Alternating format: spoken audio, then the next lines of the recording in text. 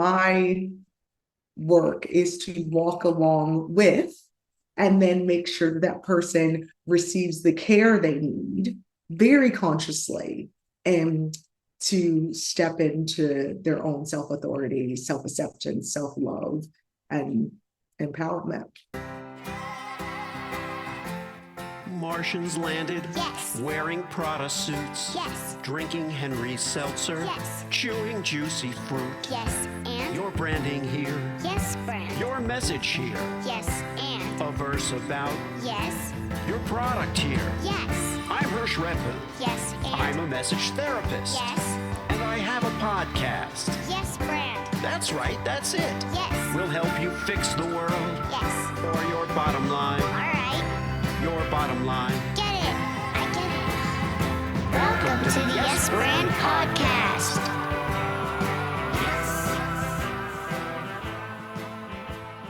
In the hot seat today on the Yes Brand Podcast is Keaton-Woods. T is a soul personal trainer, and she has a very interesting approach to training, to coaching, to getting down that road with you that you want to go down. And also we share a little Florida background in common, and also a somewhat nomadic existence, but maybe not the way you would think. So T, welcome to the show. Thanks so much for having me. It's great to be here. It's great to see you. Let's actually start with your approach to nomadism, because you're current. Are you still in Scotland? I am still in Scotland currently, Okay. which is awesome. It's beautiful. Yeah. Yeah. All right. So tell us a little bit of your backstory, and also how you developed this approach to nomadic existence.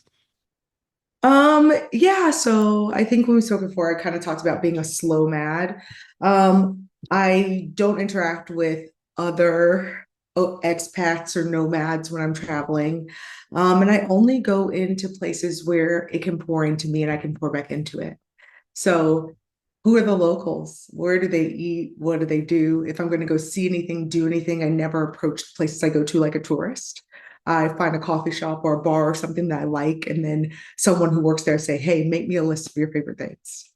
Who do I need to meet? What do I need to check out?" The place I currently am in Scotland is sort of has become one of my like soul places on this planet.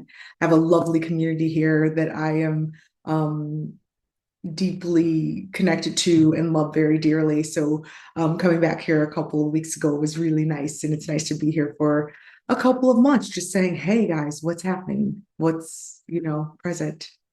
So do you, one of the things, it sounds great to say, when I go to a new place, I'm just going to, I'm going to walk in a coffee shop. I'm just going to meet a local as opposed to an expat. One of the reasons that those of us who travel quite a bit end up connecting a lot with expats, even not only from our own country, but just in general, is we relate to the idea that we are not native to the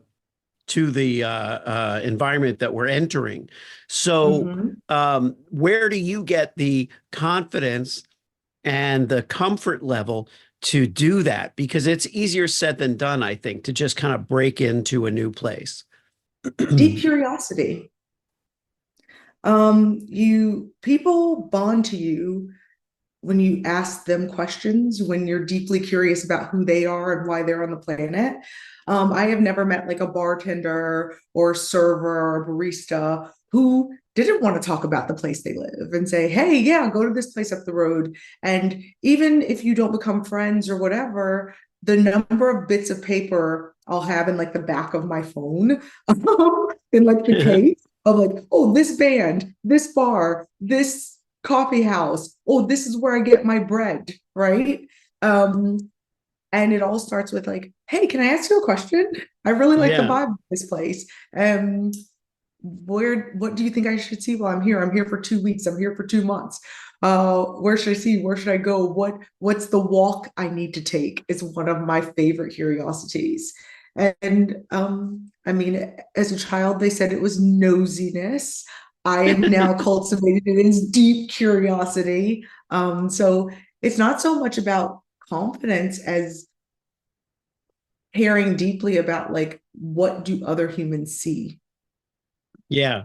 Yeah. Very, very well put. And after a while, if you're going to kind of adapt to the environment and you're going to actually be there for a couple months, or, like with Scotland, where you're going to return every year, maybe. Now, do you find so do you not have a resistance to putting down certain roots emotionally and in terms of relationships with people? No, um I always say this thing which drives a lot of people crazy, but it just came up in my head, so I'm going to say it again here. The heart is a muscle. Your capacity to love and to bring people under your tent is only how much are you willing to work out that muscle and stretch it and strengthen it. And heartbreak, holes in our hearts when we love and lose, the repair that the heart goes under causes it to expand, right? So people who have 10 kids, what is their capacity to love? And Yeah. so you may not be face to face or closely, deeply in everyday communication, but my tent is massive and it's like a big top circus tent. And the number of humans that are under it with me is amazing, and who I get to play with at any given time and dance with and be with at any given time is like a thing to celebrate. And you value it and you pour in and you meet people where they are and let them meet you where you are, and don't shy away from letting yourself be seen. And Yeah, I I find, love that. I yeah. love that because that it makes sense. When you talk to people who will say, for example, oh, I live alone because I don't have the bandwidth for another human being, or I don't have kids because I don't have the bandwidth to spread myself out among more than just myself. And what it is that in fact they're not flexing that muscle, and therefore it isn't growing, it isn't expanding. So it's a beautiful analogy. Um, and this all makes sense because you're not an accountant, or nothing against accountants or something like that, but you're what you describe as a soul personal trainer. And Mhm. so explain to the audience where you get that kind of terminology from. The title. So I think of the soul as the seed of each of us, right? It's not a religious thing, it's not any of those kinds of things. I call it each individual's source code. And code can get corrupted, it can get not very elegant or refined.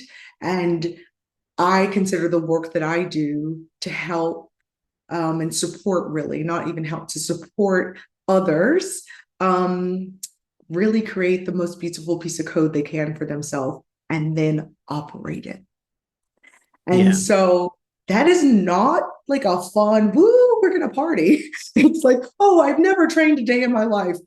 You're not probably going to the Olympics, but maybe you could. I saw a story recently about a like female athlete in the States. I think she had like been like a power walker or something and then like stopped for years and is now going back to the Olympics after like having and raising kids. And I think she's like in her 50s. And I was like, you're alive, you're breathing, anything can change. And if you want to change or want to like refine your soul and your source code, then I might like I'm a trainer who does that and focuses specifically on doing that with other people. What about when there's resistance? It's Mm-hmm. not that they don't want to do it; it's that Mm-hmm. their subconscious resistance or whatever it is getting in their way. Yeah, it happens and it's okay. I don't believe I try to practice a non-judgmental existence. I only have like sort of three kinds of people that I judge, and they're deeply heavy, so I won't get into them here. But let's just say that all of those things involved being non-humanist. And I think that any person who looks at themselves and is like, I know this is a mess, I don't know why it's a mess or how it's a mess, if they're willing to state that and express initial curiosity, there's a possibility to change. Because like I said, they're still breathing. And so my job, my work is to be a container and hold the frame so that they can get in there and get messy and break those eggs and throw things against the wall in a very vulnerable and natural way, and be held and nurtured and say, hey, I see you in all of your many facets and forms. Who do you want to be? How do you want to feel? And what do you want to offer? Oh, very nice. I'm going to ask you a question I've never asked. I've had many coaches, consultants, personal Yeah. coaches, business coaches, never asked this question. Let's go. What makes someone a bad coach? Running the plays and offering advice Okay. without disclosing that it is an advice or an opinion. So if I share anything with a client, I was like, I would like to offer you something. This is what I am witnessing. A coach may write a play, but they can't adapt it in their body.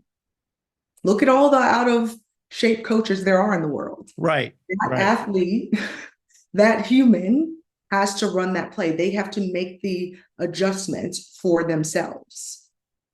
The coach is there to say, okay, your body posture was a little off here. Or, hey, here's a different perspective. Or, oh, I think you're missing the opening when running this route. Would you like to try it this way? So the coach that tries to run the play, for the, it's simply, in a way, I can't do it for you. I No. can't do it for you, even if I want to do it for you. It's this thing that comes up in parenting as well, where, a good parent struggles probably with the desire to make it easier for the child as opposed to making the child run the play. And I love that you brought that up from the parenting perspective, because I think this is the other component of it, right? The authority, the know-it-all. Every first-time parent is co-creating with that kid. They don't know who that being is. Right. They don't know that being's quest in life, right? So don't be an authority, be a partner, be a co-creator, be in it with them. You've gotten the child you got to learn something, right? Yeah. And they have gotten the parent they've got to learn something and become something. So it is the exact same thing with me.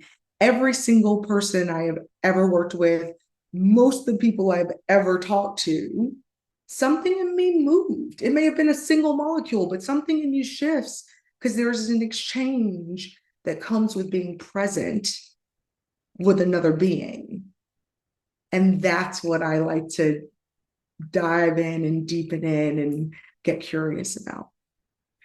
Yeah, I love that, because I think that sometimes we'll look at, I'm a parent, but I can't step outside myself and really judge my own parenting.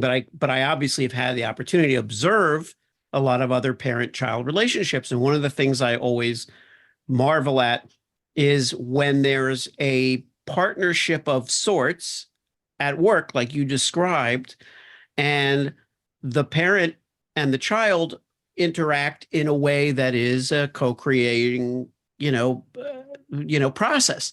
And some parents will look at that or observers will look at that and go, oh, they give that kid too much license. That kid doesn't have boundaries, whatever the criticism is. And what I'm really seeing is respect. It's just respect. It's just the parent respecting the child. That's really it. And does the child respect the parent? At a certain phase, maybe not. At a certain phase, I remember my older sister's kindergarten teacher telling my parents that my sister was immature, Okay. in kindergarten.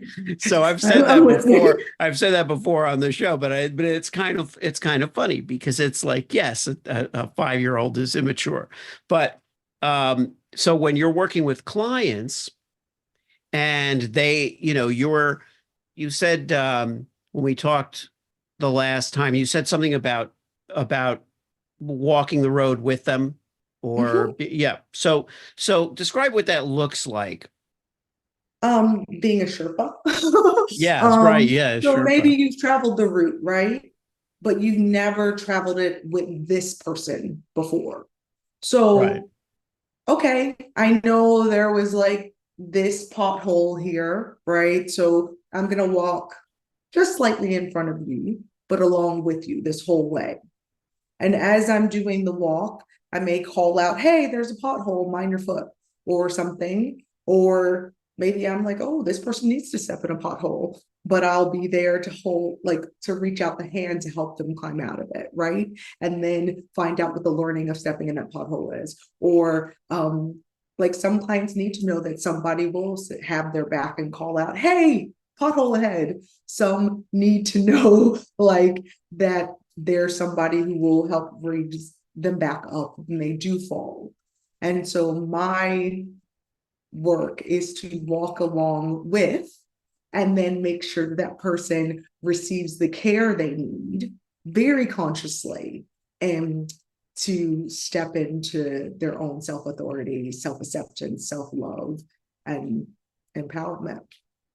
I imagine that a lot of your clients are, your sessions and your work is conducted virtually. Uh, Yes. it would only make sense.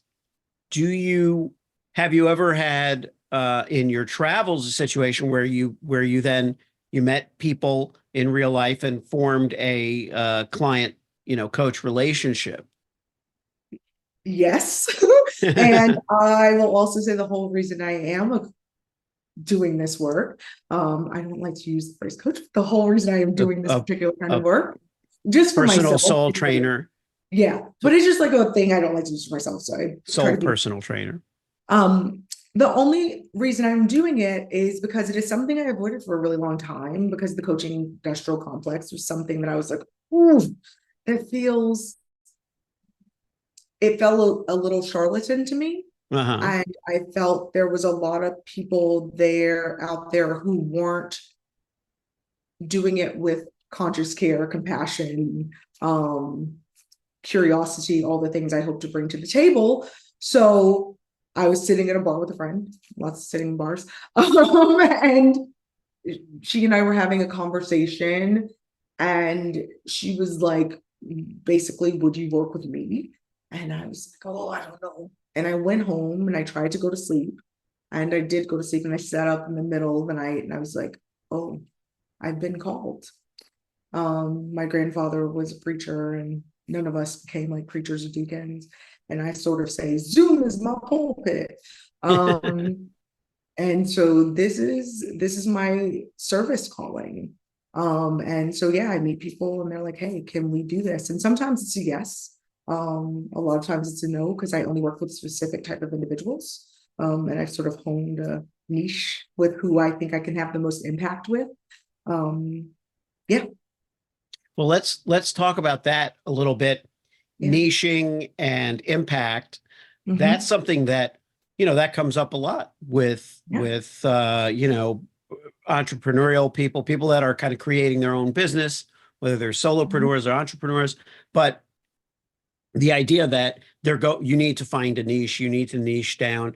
In your case, you're kind of doing it more organically, it seems, Mhm. but you're still feeling drawn to Mhm. work with certain people, certain types of people, um, and and then you have to somehow put the word out, or not even necessarily promote yourself, but just make yourself available to work with Mhm. the audience you want to work with. So, uh, share with the audience a little bit about who you work with, your niche, and then how you how you find one another. Yeah.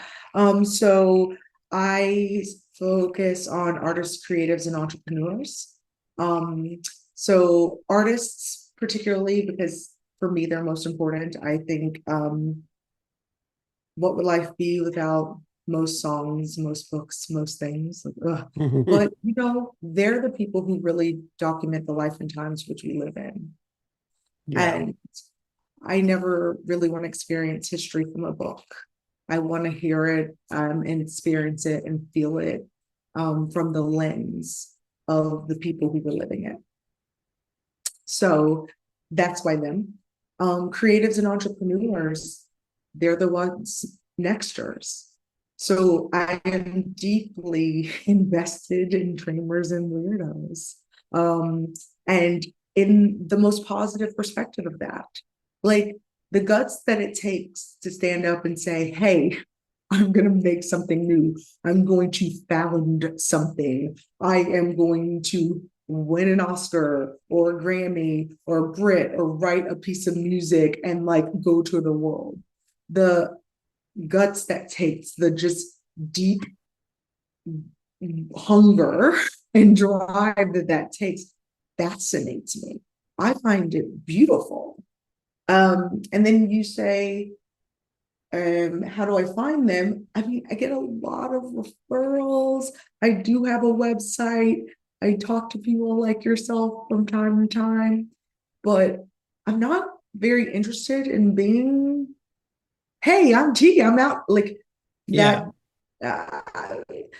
I deeply want to be the woman behind that thing, that person, that creation, and the person in the background cheering and celebrating the victories, not the one standing up on the podium or the stage. Yeah.